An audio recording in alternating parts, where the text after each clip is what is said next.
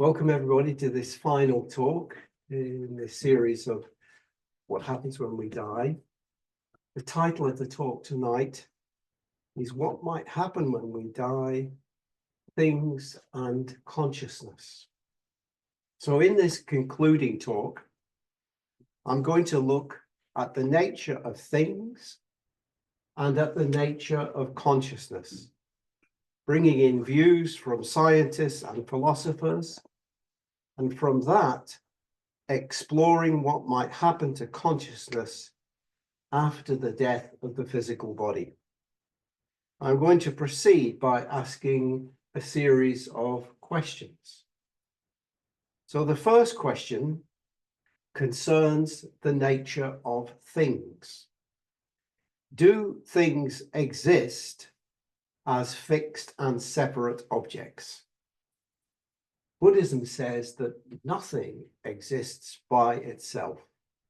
Nothing is unchanging. All things are empty of a fixed and separate self-nature. Things arise in dependence upon conditions, and as those conditions change, so do they. Things are conditioned processes which themselves condition other processes. This is what we've been emphasizing in the first talks in this series. And others who are not Buddhists give support to that perspective. For example, Carlo Rovelli is a leading scientist in the field of quantum physics. And not long before he died, Sangharakshita had discovered and had been very much enjoying reading Carlo Rovelli. So here's what Carlo Rovelli says. Instead of seeing the physical world as a collection of objects with definite properties, quantum theory invites us to see the physical world as a net of relations. Objects are its nodes. So for Carlo Rovelli, the quantum physicist, what we call things exist at the intersection of relationships. And as those relationships change, so do the things observed at the intersection of relationships. Ian McGilchrist, renowned psychiatrist, writer, and thinker, expresses a similar view. He says this: the ways in which distinct but never wholly separate entities are related are more important than the relata, the things so related. I believe, he says, the relations are primary and form the bedrock of our experience, out of which emerge secondarily the elements that we retrospectively see as things related. So for Ian McGilchrist, all entities are essentially interconnected, changing, flowing, ungraspable. Their thingness is an emergent property of the field of relationships. So for Carlo Rovelli and Ian McGilchrist, relationships are primary. Relata, the things related, are secondary. No thing exists in its own right. Everything is a process. So let's keep that in mind as we go on to the next question. Second question: is the brain the source of consciousness, as many scientists and materialists would have us believe? This is vitally important because if the brain is the source of consciousness, then when the physical body dies and the brain dies, that's it. End of story. Alva Noe is a professor of philosophy at the University of California who specializes in the theory of perception and consciousness. In his book entitled Out of Our Heads, he directly challenges the view that the brain is the source of consciousness or mind. He says this: you are not your brain. You have a brain, yes, but you are a living being that is connected to an environment. You are embodied and dynamically interacting with the world. We can't explain consciousness in terms of the brain alone, because consciousness does not happen in the brain alone. And he goes on: to reflect on experience is not to look inward, it is to pay attention to what you are doing and to the way in which what you are doing is world and situation and environment involving. He says, suppose I am a hiker. I walk along and move my legs in all sorts of subtle ways to follow a path along a trail. But the steps I take and the way I move my legs are modulated by, controlled by, the textures and bumps and patterns of the trail itself. There is a kind of locking in. To study experience, to think about the nature of experience, is to look at this two-way dynamic exchange between world and the active perceiver. So this relates back to the question I started out with. Do things exist as fixed and separate objects? And just as I pointed out that relationships are primary and the things related to are secondary, or as Carlo Rovelli would say, things exist at the intersection of relationships, so our mind or consciousness arises out of the interrelationship between brain, body, and environment. And environment includes all the world around us, our upbringing, our culture, our society, etc. And Alva Noe concludes his consideration as follows.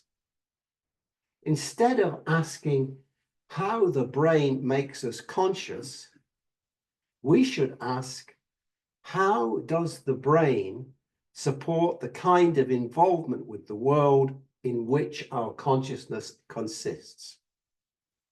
This is a third question. If consciousness is not created by the brain, then what is the role of the brain? And here I turn again to Ian McGilchrist. To explain McGilchrist's view of the brain's role, we need first to understand his view of the cosmos.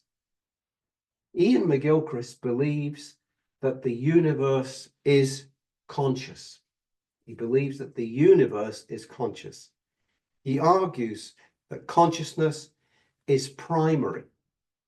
Matter is a part of consciousness.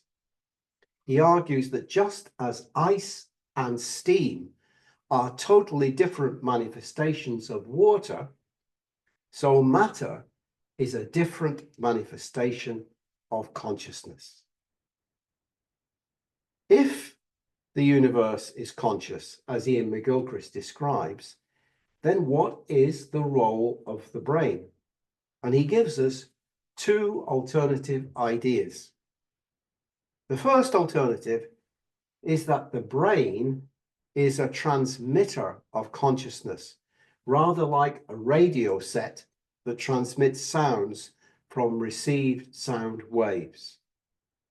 He prefers a second alternative, which is that the brain is a permitter. The brain lets in only some parts of the wider consciousness that is in the cosmos. The brain operates, he believes, as a kind of filter. And in connection with this idea of the brain as a filter, Ian McGilchrist ponders two interesting issues. From his background as a senior doctor and psychiatrist, he was a consultant psychiatrist, he sometimes asked the question whether a person suffering from dementia is still the same person. Is the person of the loved family member gone? He replies that the filter, the brain, may have gone wrong, but the person's consciousness in its original form is still somewhere there. Thus, he says, a family member who is no longer able to communicate may suddenly be able to join in saying the words of a communion because the damaged brain filter fails and the original consciousness breaks through. Moving on from that issue, he relates this phenomenon as well to what is called terminal lucidity.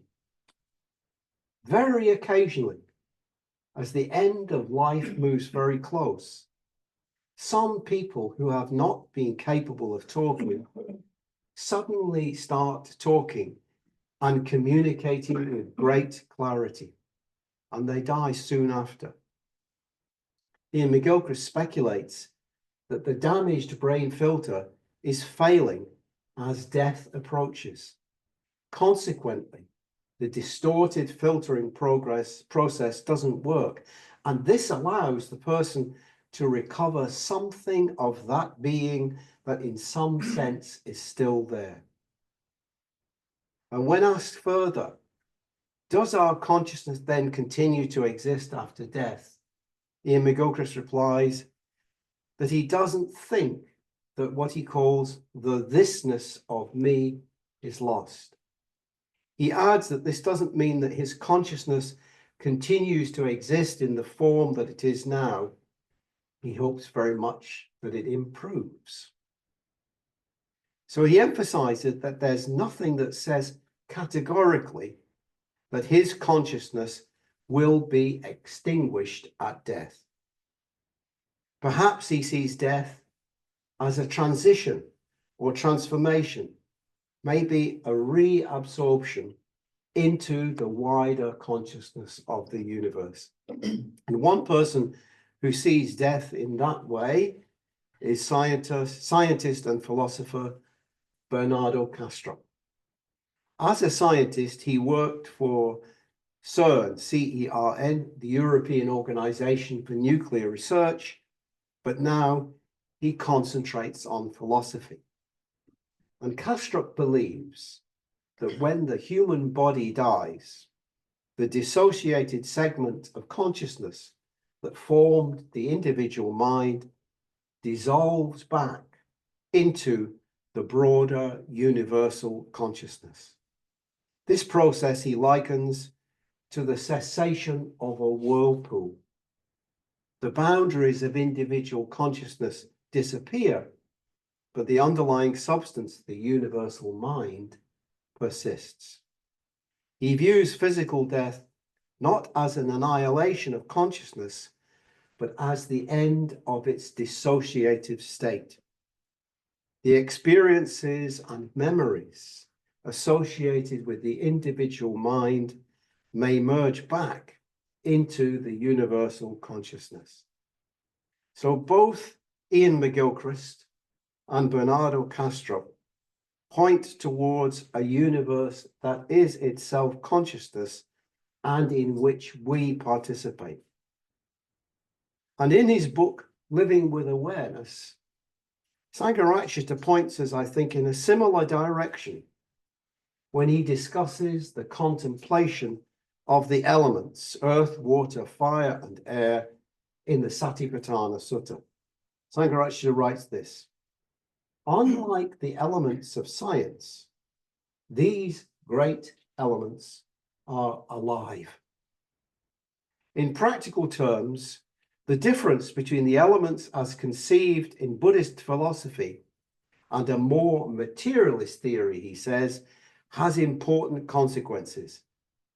It requires us to bring a responsive awareness to what we perceive because we are active participants in consciousness, not merely receivers of messages from a fixed external universe. We are active participants in consciousness, not merely receivers of messages from a fixed external universe, and urging us to turn away from what he calls mechanistic materialism, the view that everything is just dead matter. Sangharakshita tells us to see all things as alive. And he dramatically concludes this discussion with these words. I would go so far as to say that the universe conceived of as dead cannot be a universe in which one stands any chance of attaining enlightenment. I would go so far as to say that a universe conceived of as dead cannot be a universe in which one stands any chance of attaining enlightenment.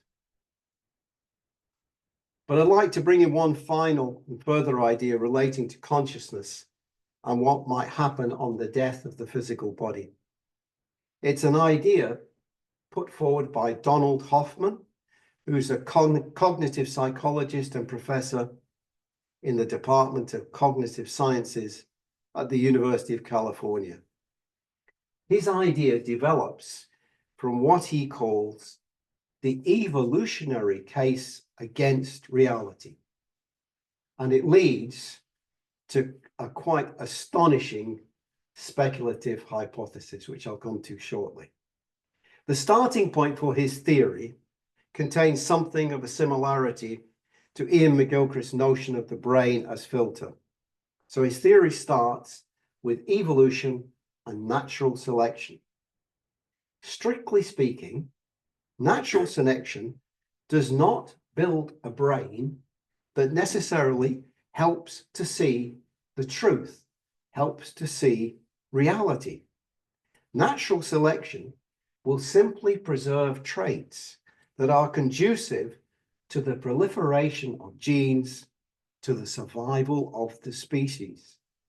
And so, he argues, natural selection will build bodies and brains that have the kinds of perceptions and thoughts that are conducive to the proliferation of genes. And if those perceptions and thoughts are false, but still are conducive to the proliferation of genes, then there will be false perceptions. More fundamentally, Hoffman argues, our perceptions don't contain the slightest approximation of reality. Rather, they evolve to feed us a collective delusion to improve our fitness to survive. Since humans are not extinct, he argues, we see an approximation of reality that shows us what we need to see, not how things really are. So evolution and natural selection endowed us with perceptions that are like an interface, not a true depiction of the world around us. This is where it starts to go off into the stratosphere, I think. In its metaphor, space-time is like a 3D desktop, and physical objects are 3D icons. So our perceptions of space-time and objects hide reality, whatever it is, and provide us with the tools to navigate and interact with reality, even if we are ignorant of its true nature. What we take to be reality is, in fact, he argues, a simplified virtual reality, shaped by natural selection to guide actions that keep us alive long enough to raise offspring. So this is the idea that Hoffman calls the interface theory of perception. What we see and experience are a sort of icon of a deeper reality. But we still have to take the icon seriously. A car may be an icon, but if we let one hit us at speed, it can still kill us. The icons help keep us alive. This doesn't mean, though, that we have to take them as being a true representation of reality. He writes this: suppose I've written a book, and the icon for its file is red, rectangular, and sits in the center of my desktop. If I carelessly drag that icon to the trash can, I could lose the book and months of work. I should take the icon seriously. But the book is not literally red, rectangular, or in the center of my computer. He goes on. Suppose I admit that a red icon on my desktop is just an icon, not the reality. Then I pull out a magnifying glass, stare closely at the icon, see pixels, and proclaim that those pixels are the reality. I am, of course, mistaken. The pixels are in the screen, still part of our space-time interface. The interface theory of perception says that space-time is not objective reality, whatever reality might be. Space-time is simply a data format for natural selection wired into our species to hide reality and reap fitness payoffs to secure the propagation of the species. So as he acknowledges, this claim is heady stuff. Nevertheless, he concludes, instead of proposing that particles in space-time are fundamental and somehow create consciousness when they form neurons and brains, I propose the reverse. Consciousness is fundamental, and it creates space-time and objects. He takes this line of reasoning one step further in quite an extraordinary speculation. You don't have to accept the speculation. I'm just going to tell you what he writes. It's absolutely fascinating. It does have implications for what might happen after the death of the physical body. So he writes this: suppose you drive with friends to a virtual reality arcade to play volleyball. You slip on headsets and bodysuits and find your avatars clad in swimsuits, immersed in sunshine, standing on a sandy beach with a volleyball net, surrounded by swaying palms and crying seagulls.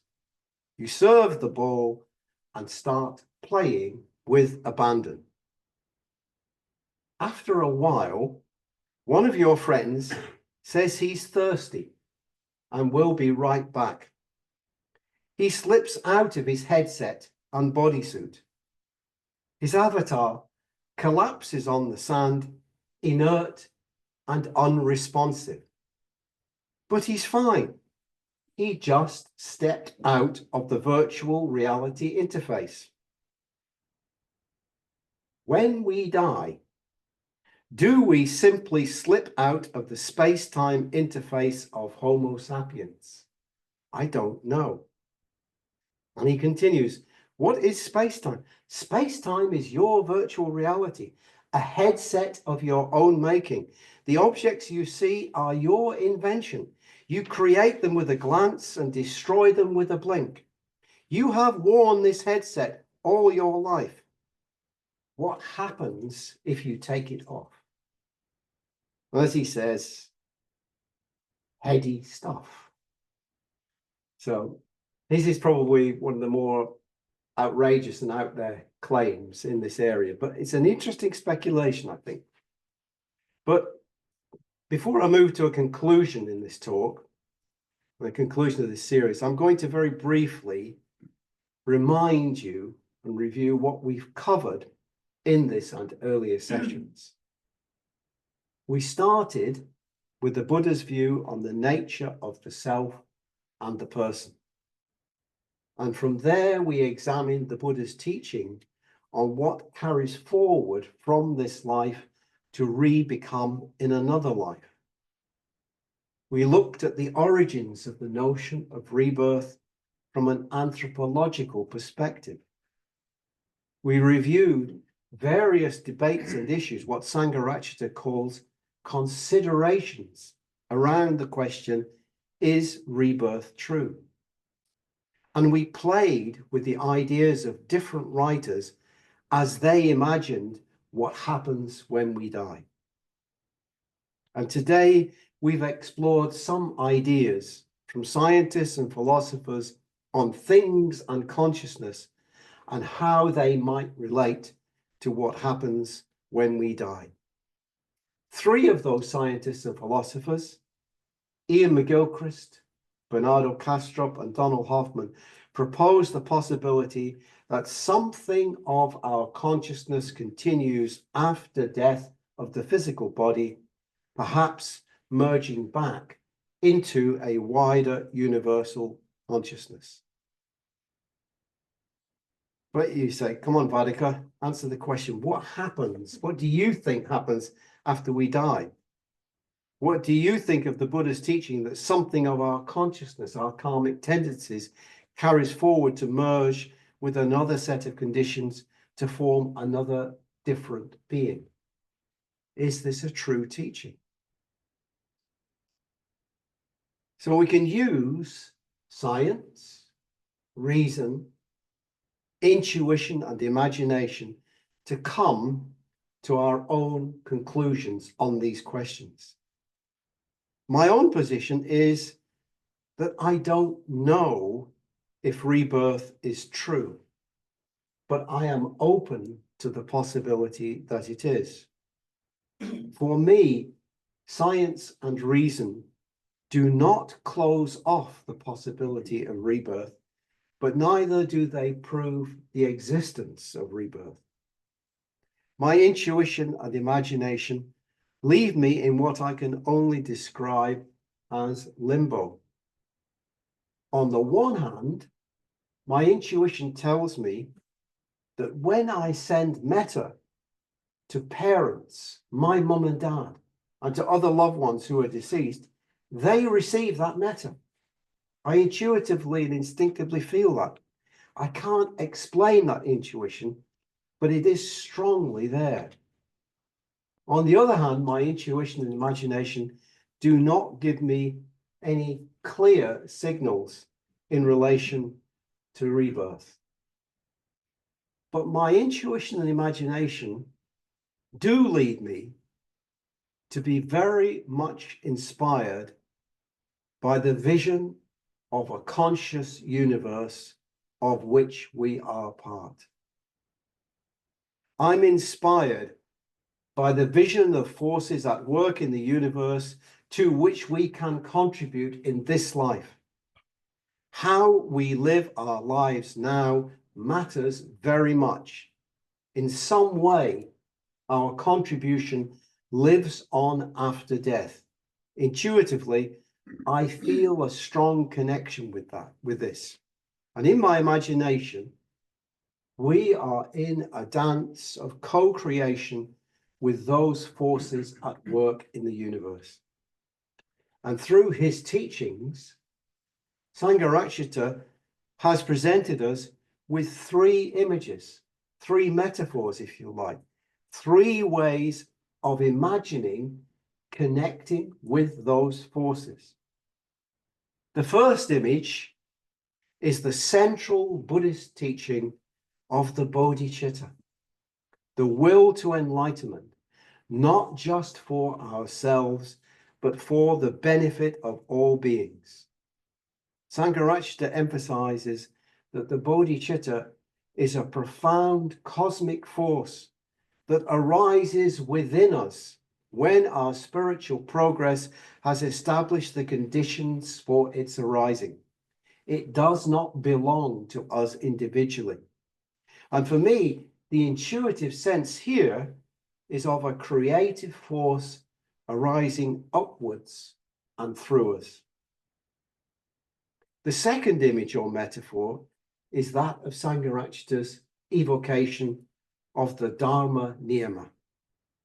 When we work consistently on our practice of ethics, meditation, and wisdom, our consciousness can emerge in a form that is increasingly moving beyond a narrow self-reference, beyond egoistic clinging.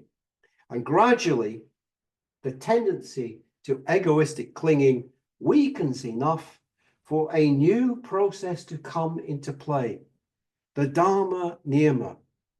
We come more and more under the power of the Dharma Niyama. And once the Dharma Niyama emerges in its fullness, then there can only be progression from higher to higher states of consciousness and onward to Buddhahood. And for me, the intuitive sense here is of being drawn forward by a vision that is both mysterious and beautiful. The Dharma Niyama draws me onwards and upwards. And the third image or metaphor that Sangharakshita has given us is his notion of cosmic going for refuge. For me, both the images of the bodhicitta and the Dharma Niyama in different ways describe the arising within an individual of an urge for self-transcendence. For Sangharakshita, this same urge for self-transcendence may be found in different degrees of complexity in all phenomena within the universe. This is what he means by cosmic going for refuge. When we commit ourselves to going for refuge to the Buddha, Dharma, and Sangha, we are committing ourselves to a universal search or drive for self-transcendence, to a dance of co-creation with the bodhicitta or the Dharma Niyama. We are part of a universal drive for transcendence, which is potentially present in all existence and becomes a conscious process through us. So I'd like to finish with a poem by Rumi that captures, I think, something of that vision of cosmic going for refuge. In its English language version, translated by Robert Bly, it's called, "What Have I Ever Lost by Dying?" I lived for hundreds of thousands of years as a mineral, and then I died and was reborn as a plant. I lived for hundreds of thousands of years as a plant, and then I died and was reborn as an animal. I lived for hundreds of thousands of years as an animal, and then I died and was reborn as a human being. What have I ever lost by dying? Finish there. I've got a question. Yeah. Would you stake your preference between the philosophers and the finished poem that we heard, the poet? Which of those two schools are more convincing for you? It's very interesting that sometimes I read a poem or hear a poem being read out, especially by the person who wrote the poem, and it strikes through in a way that I cannot explain. But it has a truth for me that goes very, very deep. And that happens sometimes. On the other hand, I really love Carlo Rovelli and Ian McGilchrist in particular, their writings, their philosophers and scientists, their writings about the nature of things and consciousness and so on. So I don't have a preference, but sometimes it's like, you know, a poem can give you something, you can't explain it. And I think a poem can actually encapsulate something of the mystery of the unknown nature of what awakening is. And if you try and analyze it too much, you destroy it. But something is communicated. And just occasionally, maybe there's a writing, a particular sentence or two by a philosopher or scientist that can also strike home. Same with Sangharakshita. Some of his sentences strike home. But a poet can do something more, I think, which is evoke a sense of mystery and unknown at the same time. Yeah. That's a great answer. Any more questions? Andy, yeah, great. Yeah, I think it's Ian McGilchrist. He said that there's this universal consciousness that we're kind of tapping into. Is that, well, would you think that's the same sort of thing as a universal metta? Does it connect with Buddhist traditions of metta flowing? Yes. Yes. I mean, if you think about the Metta Sutta, I mean, one of the things in that is, you know, you're developing metta. You're taking into account what's gone before, people around now, and who's going to be there in the future. You're radiating metta out into the universe. And I think that's a very, very powerful teaching. Very powerful teaching. It's so metta, compassion, love are part of the bodhicitta of the Dharma niyama and so on. They are there. They are integral to the forces that Sangharakshita talks about at work in the universe. I don't know if that. No, I mean, that's the impression I got. I Yeah, just yeah, wondered if I was yeah. barking up the wrong tree. Really good question. Thanks, Andy. Any more questions? Julia, of course. Just wanted to say thank you from us all, really, for just such a wonderful, series for us. So just wanted to give you these little flowers, which are from all of us. This is from all the Sangha to say thank you to you. There's a little card. Thank you very much. And a poem. Thank you. Thank you. And then and we just have a tin. There's some vegan chocolates in there. I hope there's enough. Oh, It does take a team, doesn't it? So yeah, but just wanted to say Good. thank you. Thank all you. of us. We appreciate Yeah. it, and for the team as well. good. Thank you.